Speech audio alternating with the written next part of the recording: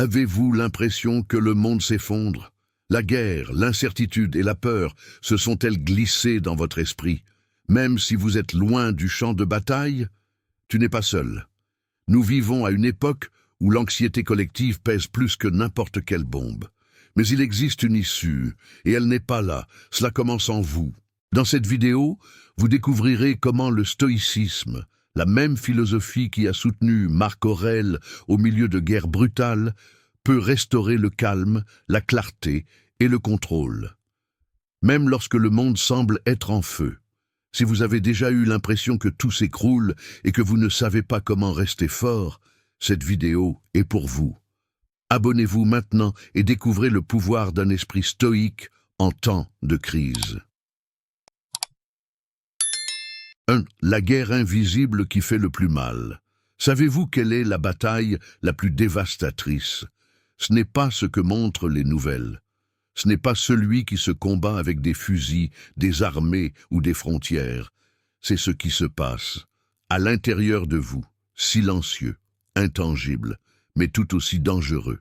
Chaque fois que vous entendez « l'Europe est en guerre », votre corps réagit, vos épaules se tendent, votre poitrine se serre, et avant même de vous en rendre compte, vous êtes au combat. Non pas contre un autre pays, mais contre vos propres pensées. Peur, angoisse, impuissance, tout cela commence à former une tempête intérieure. Et le pire, personne ne le remarque, ni votre partenaire, ni vos enfants, ni vos amis. Parce que cette guerre ne laisse pas des bâtiments en ruine, elle laisse des âmes épuisées. Marc Aurèle connaissait ce scénario.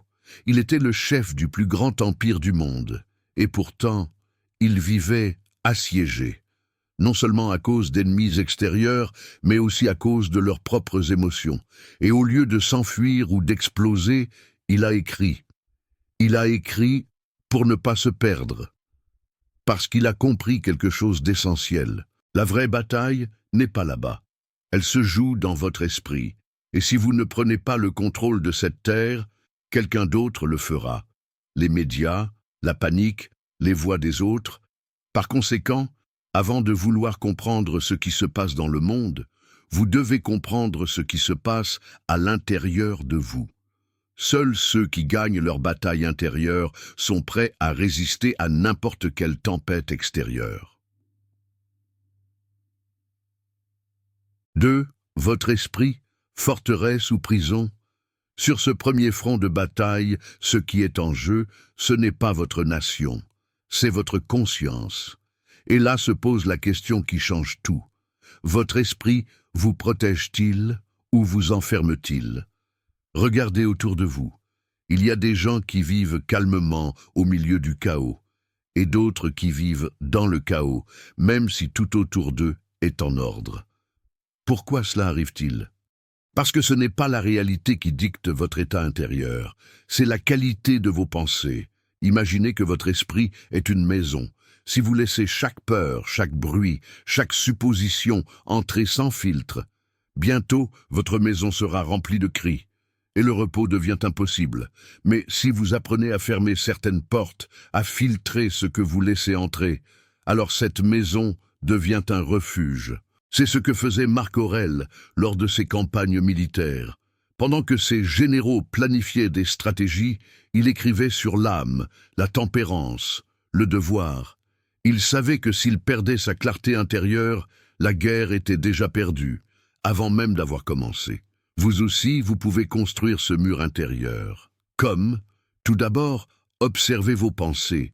Deuxièmement, en les interrogeant. Et troisièmement, choisir ce qui mérite de rester et ce qui devrait partir. Parce que ce que vous semez dans votre esprit devient votre façon d'être. Cultivez-vous la sérénité ou la panique, lucidité ou réaction automatique. Cette décision, même si elle peut paraître petite, vous la prenez tous les jours. Chaque fois que vous voyez un reportage et que vous décidez de le laisser vous consumer ou de vous donner du pouvoir, chaque fois qu'une pensée sombre surgit, vous la remplacez par une pensée plus sage. C'est ainsi qu'une forteresse est construite, brique par brique, pensée après pensée. Et la meilleure nouvelle, vous disposez déjà des outils. Il ne vous reste plus qu'à commencer à les utiliser. 3. Le problème n'est pas l'actualité, c'est votre réponse à celle-ci. Maintenant que vous comprenez que votre esprit peut être un château ou une cellule, je vous pose une autre question. Que faites-vous lorsque vous voyez des nouvelles choquantes? Quand vous entendez des mots comme guerre, crise ou catastrophe, respirez-vous ou paniquez-vous? Ce n'est pas ce que vous voyez qui vous ébranle, c'est la façon dont vous le traitez qui compte. Les nouvelles à elles seules n'ont aucun pouvoir. Ce ne sont que des données, des images, des sons. Mais si vous leur donnez la permission de modifier votre corps, vos émotions, vos décisions, alors tu n'es plus libre. Vous êtes esclave de la peur collective. Épictète l'a dit sans détour et avec sagesse. Ce ne sont pas les faits qui nous affectent, mais l'opinion que nous avons d'eux. Voyez-vous la différence?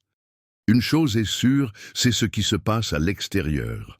C'est une toute autre chose de savoir ce que vous en faites à l'intérieur de vous. Lorsque vous recevez des nouvelles négatives, votre esprit s'emballe, votre pouls s'accélère et votre corps se tend. Tu ne réponds pas à la réalité, vous réagissez à l'histoire que vous racontez vous-même à son sujet. Peut-être imaginez-vous le pire, que tout va s'effondrer, qu'il n'y a aucune issue, mais respire. Marc Aurèle vivait entouré de mauvaises nouvelles. Trahison, épidémie, rébellion. Et pourtant, il a gardé son sang-froid, parce qu'il a compris que perdre le contrôle, c'était perdre la guerre. Vous pouvez faire la même chose aussi. Il ne s'agit pas d'être indifférent, il s'agit de réagir avec conscience et non avec hystérie. Pour vous poser des questions clés, est-ce que c'est à moi de décider? Que puis-je faire avec ces informations? Vaut-il la peine de perdre ma paix pour quelque chose sur lequel je n'ai aucun contrôle? Se répondre honnêtement, c'est comme aiguiser son épée intérieure. C'est choisir la sagesse plutôt que le chaos. Et quand vous faites cela, quelque chose d'étonnant se produit. Vous cessez d'être emporté par chaque tempête et vous commencez à naviguer dans votre propre direction. Ce message vous parle-t-il? Alors abonnez-vous et cliquez sur la cloche. Ici, on n'instille pas la peur, on entraîne votre esprit à affronter la vraie vie. 4. Respirez avant de réagir.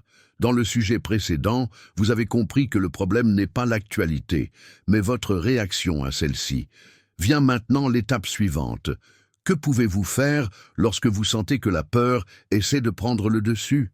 La réponse est plus simple que vous ne le pensez, tellement simple que beaucoup l'ignorent. Cela s'appelle respirer. Oui, respire, mais pas comme si vous le faisiez automatiquement, mais respirez avec intention. Respirez comme un guerrier qui, avant de lever son épée, observe calmement le champ de bataille. Pourquoi est-ce si décisif? Parce que ce moment-là, c'est là que vous reprenez votre pouvoir. Lorsque vous prenez une profonde inspiration avant de parler, de décider ou d'agir, vous interrompez le cycle de la peur. Vous créez un espace entre l'impulsion et la réponse. Et cet espace, c'est la liberté. C'est là que vous choisissez d'agir avec sagesse et non comme un prisonnier de la panique. Marc Aurèle n'était pas un homme comme les autres. Il était un empereur, un stratège, un philosophe. Et pourtant, à chaque conflit, il s'arrêtait. Je cherchais le silence intérieur, et puis il écrivait des phrases comme celle-ci. « Si c'est entre tes mains, fais-le. Sinon, accepte-le. » Cette clarté ne naît pas au milieu du bruit. Elle naît à partir du moment où vous créez, lorsque vous décidez de ne pas vous laisser entraîner. Regardez autour de vous. Il y a ceux qui réagissent comme des marionnettes de la peur. Et il y en a d'autres qui, face à la même menace, respirent, se concentrent et choisissent leur réponse. La différence entre l'un et l'autre est pratique. C'est de la philosophie appliquée. Et vous pouvez commencer dès maintenant. Quand quelqu'un dit quelque chose qui vous contrarie, respirez. Lorsque vous lisez quelque chose qui vous enflamme, respirez. Quand vous sentez que vous allez exploser, respirez. Ce n'est pas de la faiblesse, c'est une stratégie. L'homme sage ne réagit pas à tout. Choisissez vos batailles, et la première chose à faire, c'est de ne pas perdre son sang-froid. 5. Devenir un bouclier émotionnel pour vos proches. Vous savez ce qui se passe lorsque vous respirez avant de réagir. Mais maintenant, je veux que vous réfléchissiez à ceci.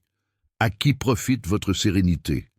Parce que lorsque vous choisissez de rester calme, vous ne faites pas que du bien à vous-même, vous protégez également ceux qui vous entourent. Peut-être que vous avez des enfants, un couple, parents plus âgés, collègues, ou simplement des gens qui vous regardent en silence. Croyez-moi, ils perçoivent votre état intérieur, même si vous ne dites pas un mot. Savez-vous ce dont un enfant a besoin lorsqu'il y a de la peur dans son environnement? Aucune explication complexe n'est nécessaire. Il a besoin de te voir calme, sachant que si tu vas bien, alors tout ira bien. Il en va de même pour votre partenaire, avec ta famille, avec tes amis. Ils cherchent, souvent sans le savoir, refuge dans votre équilibre. Et si vous cassez, ils le font aussi. Mais si vous restez ferme, vous leur donnez la permission de respirer. C'est ça, le leadership émotionnel. C'est être un rocher dans la tempête. Marc Aurèle, étant empereur, ne parlait pas de contrôler les autres. Il a parlé de se gouverner lui-même. Parce qu'il a compris que l'exemple a plus de poids que n'importe quel discours. Vous pouvez devenir ce genre d'exemple. Vous n'avez pas besoin de perfection. Il vous suffit d'être présent, conscient et prêt à choisir la vertu plutôt que l'impulsion. Et oui, il y aura des jours de fatigue, des jours de doute, des jours de rage. Mais juste dans ces moments-là, votre sang-froid devient plus précieux, parce que votre environnement en a le plus besoin. Alors, la prochaine fois que la peur frappe à votre porte, souvenez-vous, vous n'êtes pas seul dans cette bataille. Votre calme est un bouclier, et votre attitude peut faire la différence entre plus de chaos ou plus de clarté dans votre maison. 6. Être préparé, ce n'est pas vivre dans la peur. Dans le sujet précédent, vous avez vu que votre sérénité impacte vos proches. Parlons maintenant de quelque chose qui est souvent confondu. Beaucoup de gens croient qu'être préparé, c'est vivre dans un état d'alerte constant. Mais ce n'est pas le cas. Le vrai stoïcien n'est pas naïf. Il ne se couvre pas les yeux et ne répète pas de phrases creuses comme « tout ira bien » sans comprendre les risques. Il sait que le monde est imprévisible, que les conflits sont réels. Cette guerre, ce chaos ou cette perte peuvent survenir à tout moment. Mais cela ne l'arrête pas. Ce n'est même pas pour cette raison qu'il vit avec la paranoïa. Savez-vous pourquoi? Car le stoïcien prépare, non pas par peur, mais par vertu, de la raison, de la tranquillité d'esprit de savoir qu'il fera ce qu'il est censé faire, quoi qu'il arrive. Se préparer ne consiste pas à courir au marché en panique. Il ne s'agit pas de consommer l'information comme si c'était de l'oxygène. Ce n'est pas de la préparation, c'est de l'anxiété déguisée. Se préparer, selon le stoïcisme, c'est avoir de la clarté. C'est se demander « Qu'est-ce qui est sous mon contrôle aujourd'hui? Que dois-je renforcer en moi pour être utile demain? Où est-ce que j'investis mon énergie ?» Marc Aurèle, au milieu des guerres et des maladies, écrivait « Choisissez de ne pas être blessé, et vous ne le serez pas. » Cela ne signifie pas qu'il faille ignorer le danger. Cela signifie ne pas souffrir deux fois, de ce qui arrive et de ce que vous imaginez. Vous pouvez faire la même chose, vous pouvez renforcer votre corps, organiser vos finances, purifier vos émotions, réduisez vos dépendances, et pourtant, dormez en paix, sans obsession. Pas de drame, parce que le but n'est pas de vivre en craignant l'avenir, il s'agit de vivre si consciemment et si fermement que l'avenir vous trouve prêt et non détruit. Souviens-toi, la paix ne vient pas de l'absence de problèmes, cela vient du fait de savoir que vous êtes prêt à les affronter. 7. Ce qui brûle à l'extérieur ne doit pas nécessairement vous brûler à l'intérieur. Dans le point précédent, vous avez compris que se préparer ne consiste pas à avoir peur, mais à être conscient. Maintenant vient une vérité plus profonde. Même si tout autour de vous brûle, vous n'êtes pas obligé de brûler avec lui. Nous vivons entourés de tensions, crises économiques, affrontements politiques, des conflits qui nous touchent ou nous affectent. Et dans cet environnement, il est facile de laisser le feu extérieur entrer dans notre esprit, nos émotions, notre paix. Mais écoutez-moi, ce qui se passe à l'extérieur ne peut pas vous détruire, à moins que vous n'en ouvriez la porte. Imaginez-le comme ça. Un navire ne coule pas à cause de l'eau qui l'entoure, il coule à cause de l'eau qu'il laisse entrer. La même chose t'arrive. Vous êtes peut-être au milieu d'une tempête, avoir de vrais défis, se sentir sous pression de l'extérieur. Mais si vous faites attention à ce que vous laissez entrer dans votre âme, vous resterez à flot. Marc Aurèle le savait. Alors que son empire souffrait de trahison et d'invasion, il est resté ferme. Il a écrit pour lui-même, pour se rappeler que sa force ne résidait pas dans les armées, mais dans son esprit. Vous pouvez vivre comme ça aussi. Vous n'avez pas besoin de tout contrôler. Il vous suffit de contrôler la chose la plus importante, votre réponse. C'est ce qui distingue quelqu'un d'ordinaire de quelqu'un de stoïque. Le premier hurle comme du feu. Le second se transforme en eau qui l'éteint. Et comment y parvient-on? Choisir quelle pensée nourrir, respirer avant de réagir, se rappeler qu'aucune émotion incontrôlée ne résout ce qui se passe. On ne peut pas éteindre tous les incendies du monde, mais vous pouvez les empêcher d'atteindre votre cœur. Et si vous gardez votre flamme allumée avec vertu et non avec peur, alors tu deviens un phare. Dans un exemple, sur un rocher serein au milieu de la mer agitée. Et croyez-moi, le monde a besoin de plus de gens comme ça. Ce message vous parle-t-il? Abonnez-vous et activez la cloche. Ici, nous ne cultivons pas la peur. Nous formons l'esprit à affronter la vraie vie. 8. La sérénité comme rébellion silencieuse. Dans le point précédent, vous avez compris que même si tout brûle à l'extérieur, vous pouvez rester calme à l'intérieur. Je vous invite maintenant à aller plus loin. Être calme aujourd'hui est un acte de rébellion. Nous vivons à une époque où tout le monde a une opinion, tout le monde crie, tout le monde réagit sans réfléchir. Chacun veut imposer sa peur, sa colère, sa vision du monde. Les réseaux sociaux sont un lieu constant d'anxiété partagée, comme si souffrir davantage était une façon d'avoir raison. Et au milieu de ce bruit assourdissant, celui qui garde le silence par conscience semble faible. Mais ce n'est pas le cas. La sérénité, aujourd'hui, est une force presque éteinte, parce que cela nécessite quelque chose que beaucoup ne sont plus prêts à faire, autonomie gouvernementale. Tu sais ce qui est facile? Exploser lorsqu'on le provoque. Réagissez à la première impulsion.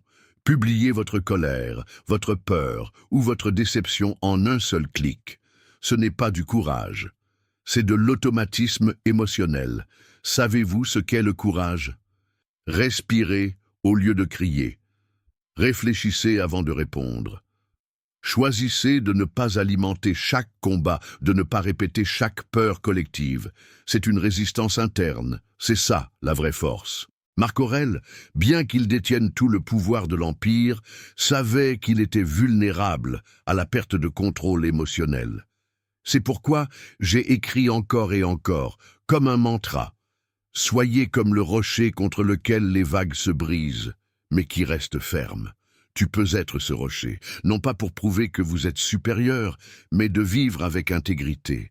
Parce que si vous n'entraînez pas votre sérénité, le monde vous entraînera dans sa folie, et vous finirez par réagir par inertie, épuisé, sans direction, ni paix. Serein ne veut pas dire insensible, cela signifie conscient. Cela signifie fort de l'intérieur. Cela signifie marcher quand tout le monde court, écouter quand tout le monde crie, prendre ses responsabilités quand tout le monde blâme. Et si, cela change les choses. Parce que le calme est aussi contagieux. Une seule personne sereine peut changer l'énergie d'une maison, d'un bureau, d'une pièce entière. Alors oui, aujourd'hui, tranquillement, il est le nouveau révolutionnaire. Et vous pouvez et devez incarner cette révolution. 9. La peur est contagieuse, mais le calme l'est aussi. Après avoir compris que la sérénité est un acte rebelle, vient maintenant une vérité encore plus puissante. Vos émotions sont contagieuses. Oui, comme une étincelle, comme un écho invisible transmis par des gestes, des regards et des silences. Regardez ce qui se passe lorsqu'une seule personne panique. Tout le monde autour de lui commence à ressentir la même chose. Fausse nouvelle. Un message alarmiste relayé 1000 fois. Un visage déformé par la terreur. Et en quelques minutes, la peur se multiplie. Ce n'est pas une coïncidence. Nous sommes des êtres sociaux. Nous capturons les émotions avant les idées. Mais voici le hic. Le calme est également contagieux. Lorsque vous choisissez de garder votre sang-froid, de respirer avant de parler, d'agir sans drame, les gens le remarquent. Et même s'ils ne disent rien, quelque chose en eux se calme aussi. Vous êtes-vous déjà senti plus calme en voyant quelqu'un calme au milieu du chaos? Ce n'est pas de la magie, c'est une influence émotionnelle. Et vous avez ce pouvoir. Marc Aurèle l'a parfaitement compris. Il n'était pas seulement un philosophe qui écrivait, il était un leader qui incarnait ce qu'il prêchait. Et quand tout semblait s'effondrer, sa seule présence centrée suffisait à soutenir des milliers de personnes, non pas à cause de ses discours, mais à cause de son état intérieur. Aujourd'hui, vous n'avez pas besoin d'être un empereur, il faut juste être cohérent dans ta maison, à votre travail, dans votre entourage proche, avec ta façon de regarder, écouter, répondre quand tout le monde réagit. Le calme est également contagieux. Mais il faut que quelqu'un le démarre, quelqu'un qui ne répète pas la peur à la mode, quelqu'un qui n'ajoute pas d'huile sur le feu, mais qui apporte plutôt de l'eau. Et oui, cette personne pourrait être vous. Vous n'avez pas besoin de tout savoir. Vous devez simplement décider que vous ne serez pas un autre maillon de la chaîne de panique. Tu vas être le tournant, celui qui arrête la tempête par un seul acte de conscience. Parce que si la peur se propage comme le feu, alors le calme peut s'étendre comme la lumière. 10. Préparez-vous sans paranoïa, agissez sans désespoir. Si vous avez déjà compris que vous pouvez être un phare de calme au milieu de la peur collective, il est maintenant temps de répondre à une question essentielle. Comment se préparer sans perdre la tête? Parce que oui, il y a des moments où il faut agir. Là où il ne suffit pas de prendre une grande inspiration ou de penser positivement. Il faut prendre des décisions, évaluer les risques, agir. Mais voici l'erreur la plus courante. Une action confuse avec du désespoir. Certains pensent qu'être préparé signifie entrer en mode survie. Achat compulsif, obsédé par chaque nouvelle, parler toute la journée de tragédies possibles. Ce n'est pas de la prévoyance, c'est de l'anxiété déguisée en prudence. Le stoïque se prépare aussi, mais il le fait de manière ordonnée, avec concentration, avec raison, pas avec peur. Marc Aurèle a été confronté à de véritables catastrophes, guerre, peste, rébellion, et il n'a pas couru partout en criant « Préparez-vous !» Il s'est assis, j'ai regardé, j'écrivais, et puis il a agi. C'est ce que tu peux faire. Avant d'agir sur un coup de tête, demandez-vous, est-ce que je prends cette décision dans un état de calme ou d'anxiété? Est-ce utile ou est-ce que cela me donne juste un faux sentiment de contrôle? Qu'est-ce qui est réellement sous mon pouvoir et qu'est-ce qui ne l'est pas? Parce que si vous agissez par panique, vous gaspillez votre énergie sur ce que vous ne pouvez pas changer. Mais si vous agissez en conscience, vous vous concentrez précisément sur ce que vous pouvez transformer. Peut-être que cela revient à revoir vos finances, ou apprendre quelque chose de nouveau, ou renforcer vos relations, ou améliorer votre santé émotionnelle. Quoi que ce soit, faites-le calmement, son prix, pas de chaos, comme quelqu'un qui prépare sa maison pour une tempête sans entrer en crise. Et savez-vous ce qui se passe lorsque vous agissez sans désespoir? Vous prenez de meilleures décisions. On ne fait pas de mal à ceux qu'on aime. Et surtout, vous gardez votre dignité. Parce que ceux qui s'entraînent en temps de paix ne s'effondrent pas en temps de guerre. Et si vous regardez ceci, vous avez déjà commencé cette formation. 11. Le vrai courage consiste à ne pas se perdre dans le chaos. Après avoir appris à se préparer sans tomber dans la paranoïa, nous arrivons maintenant au défi plus profond. Comment rester fort quand tout est incertain? Comment garder son centre quand le monde tremble sous vos pieds? C'est ici qu'intervient le véritable courage.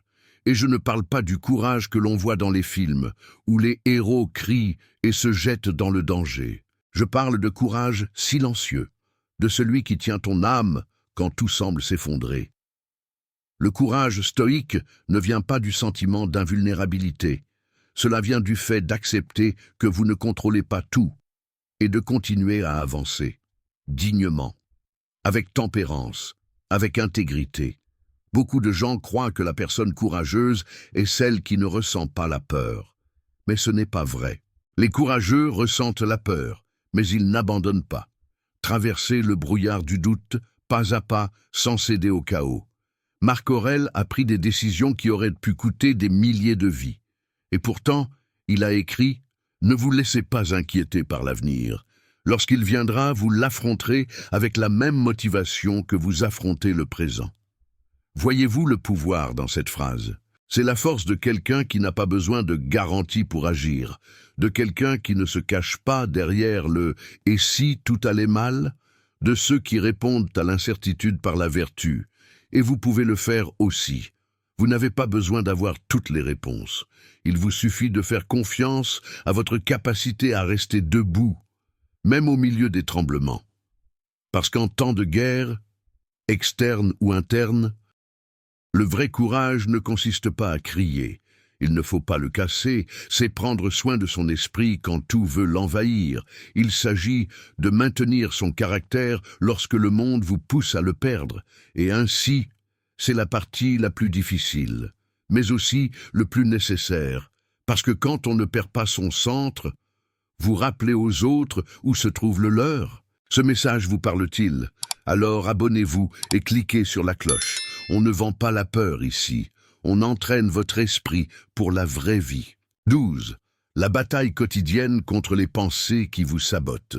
Si vous avez déjà compris que le véritable courage consiste à rester ferme dans la tempête, vous devez maintenant savoir quelque chose de plus profond. Cette fermeté ne naît pas d'un acte héroïque. Elle se construit chaque jour, en silence, dans votre esprit. Et cette bataille, même si personne ne la voit, est la plus importante de toutes. C'est la lutte constante contre les pensées toxiques, contre cette voix qui murmure « tu n'es pas bon ». Rien ne changera. Tout est perdu. Ces pensées se présentent comme des soldats hostiles. Parfois, ils se déguisent en logique. D'autres moments d'inquiétude, mais toujours avec le même objectif, voler ta paix. Marc Aurèle en parlait souvent. Il ne s'agit pas d'ennemis extérieurs, mais de domination intérieure. Je savais que le pire tyran n'est pas toujours à l'extérieur. Parfois, cela vit en vous, et cela s'appelle la pensée incontrôlée. Alors, comment un stoïcien peut-il gagner cette guerre? Il ne crie pas, il ne s'enfuit pas. Observez. Il arrête de penser et se demande « est-ce que cela me construit ou m'épuise? Est-ce réel ou est-ce de la peur déguisée? Est-ce que ça marchera pour moi aujourd'hui? » Et si la réponse est « non », ça ne le nourrit pas, il ne le caresse pas. Cela n'en fait pas une identité. Laisse tomber. C'est aussi simple que ça, tellement puissant, parce que tu n'es pas ce que tu penses. Vous êtes ce que vous choisissez de faire avec ce que vous pensez. Chaque fois que vous choisissez le calme plutôt que l'impulsion, la sagesse au lieu du bruit, la vertu au lieu de la plainte, tu es en train de gagner. Pas avec des prix, aucun inconvénient, mais avec quelque chose de bien plus précieux, liberté intérieure. Le stoïcien n'attend pas que le monde s'améliore pour se sentir bien.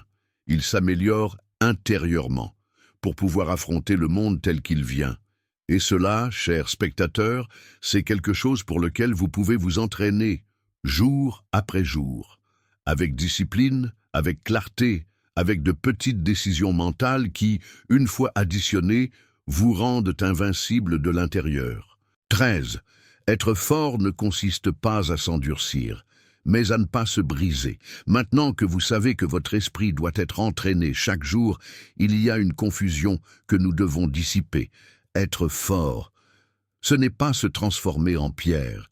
Il ne s'agit pas de réprimer les émotions, ni pour faire taire ta douleur. Ne prétendez pas que tout est pareil pour vous. Ce n'est pas de la force, c'est une anesthésie émotionnelle. Le véritable stoïque n'est pas un être froid, c'est un être complet, quelqu'un capable de pleurer sans s'effondrer, quelqu'un qui ressent de la peur sans abandonner, quelqu'un qui aime profondément et qui reste concentré face à la perte. La vraie force n'est pas la rigidité, c'est de la flexibilité avec un objectif, comme du bambou qui se plie mais ne se casse pas, comme la mer, silencieuse à la surface, imparable au fond. Marc Aurèle savait ce qu'était la douleur. Il a perdu des enfants, il a souffert de trahison, il a fait face à des maladies, et pourtant, il ne s'est pas transformé en pierre. C'est devenu racine, plus ferme, plus conscient, plus présent.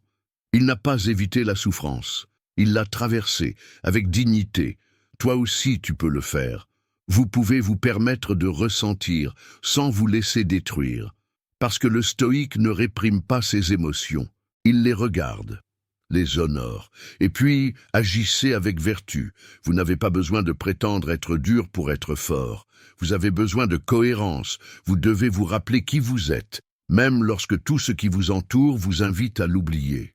Et quand on parvient à être doux sans être faible, ferme sans être cruel, émotif sans perdre la tête, alors tu arrêtes de faire semblant d'être fort. Vous commencez à l'incarner. Comme l'a dit Épictète, le vrai caractère ne se révèle pas dans le calme, mais au milieu du vent le plus fort. 14.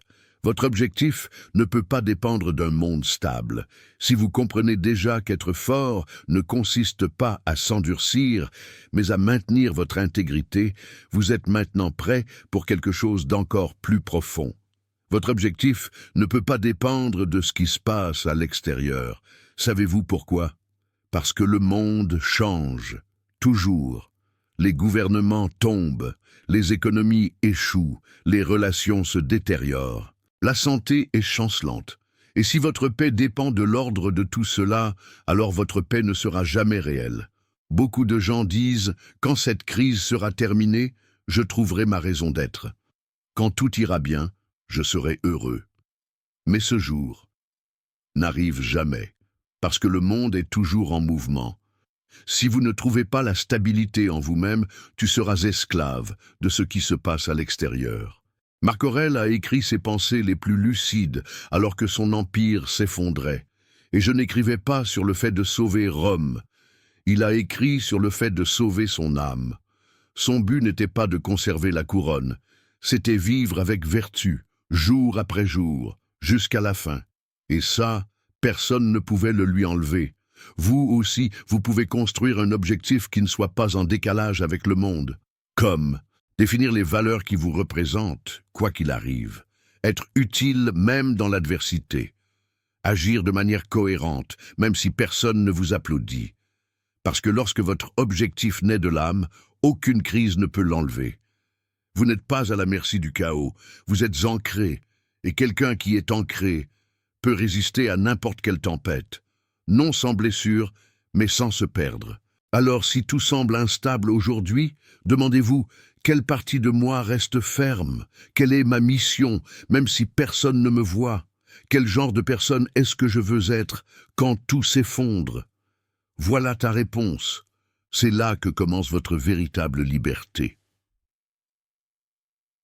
15. L'Europe peut brûler, mais votre âme n'a pas à le faire. Si vous avez déjà compris que votre objectif doit être intérieur et inébranlable, alors vous êtes prêt pour la dernière vérité et la plus puissante. Oui, l'Europe est peut-être en guerre. Le monde pourrait entrer en crise, le chaos peut frapper à votre porte, mais votre âme n'a pas besoin de brûler avec tout ça. Vous n'êtes pas une feuille traînée par les gros titres. Vous n'êtes pas esclave des décisions de politiciens distants. Vous possédez quelque chose que personne ne peut vous enlever, ton esprit. Marc Aurèle a écrit ses méditations dans la boue le sang et la fumée de la guerre. Alors que l'Empire chancelait, il écrivait, pour ne pas s'échapper, mais pour se rappeler qui il était, pour ne pas laisser la peur le définir, pour ne pas oublier que même au milieu du feu, on peut rester ferme. Et c'est l'invitation finale de ce message. Ne laissez pas le feu du monde consumer la chose la plus précieuse que vous possédez, ton esprit. La guerre la plus meurtrière n'est pas menée avec des chars. Elle est menée dans votre esprit. La perte la plus grave n'est pas économique, c'est celle de votre caractère. Et le pire ennemi ne vient souvent pas de l'extérieur. C'est ce qu'on appelle la reddition. Mais vous n'êtes pas ici pour abandonner.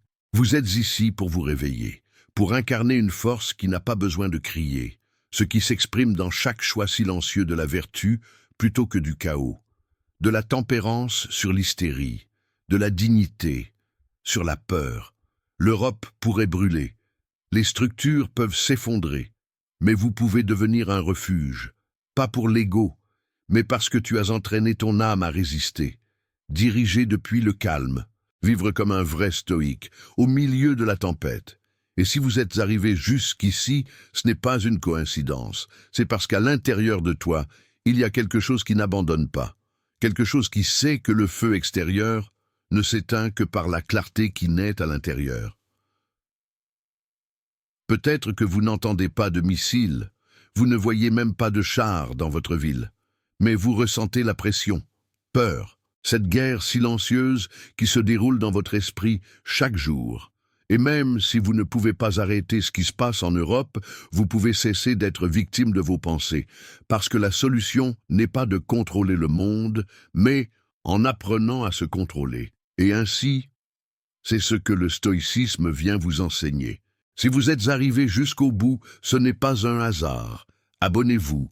Commentez ce qui vous a le plus touché et partagez cette vidéo avec quelqu'un qui a besoin de retrouver son calme au milieu du chaos.